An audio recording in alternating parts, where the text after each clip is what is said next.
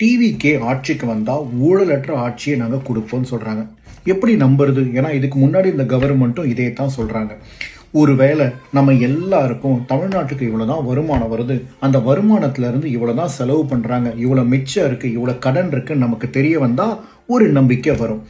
அதைத்தான் விஜய் கன்னியாகுமரியில் நடந்த அனௌன்ஸ்மெண்ட்டில் ஒரு governance dashboard for financial accountability real time, அதாவது தமிழ்நாட்டுக்கு எவ்வளோ வருமானம் வருது, நம்ம எல்லாருமே எவ்வளோ வரி பணம் கட்டுறோம், எவ்வளோ கடன் வாங்குறாங்க, இந்த பணத்துலேருந்து தமிழ்நாடு கவர்மெண்ட் யாருக்கு எப்போ எந்த விஷயத்துக்கு செலவு பண்ணுறாங்கன்றத ரியல் டைமாக பொதுமக்களாகிய நம்ம கூட பகிர போகிறேன்னு சொல்லியிருக்காரு. இது உண்மையிலேயே ரொம்ப நல்ல விஷயம். ஏன்னா இது தெரிஞ்சிட்டா தமிழ்நாடு கவர்மெண்ட் எதுக்கு செலவு பண்ணுறாங்க, உண்மையிலேயே ஊழல் பண்ணுறாங்களா இல்லையான்ற விஷயம் நமக்கு தெரிய வரும்.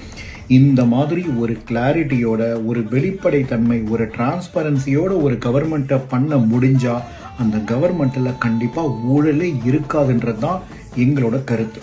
23ஆம் தேதி நடக்க போகிற எலெக்ஷனில் கொஞ்சம் யோசித்து ஓட்டு போடுங்க. ஏன்னா இதுக்கு முன்னாடி இருந்த அரசும் நாங்கள் ஊழலே பண்ணலை, நாங்கள் தமிழ்நாட்டுக்கு இவ்வளோ மாற்றங்களை கொண்டு வந்திருக்கோம், தமிழ்நாட்டுக்கு இவ்வளோ டெவலப்மெண்ட்டை கொண்டு வந்திருக்கோம்னு சொல்கிற கட்சிகள் தமிழ்நாட்டுக்கு இவ்வளோ கடன் இருக்குன்னு சொல்கிறாங்க.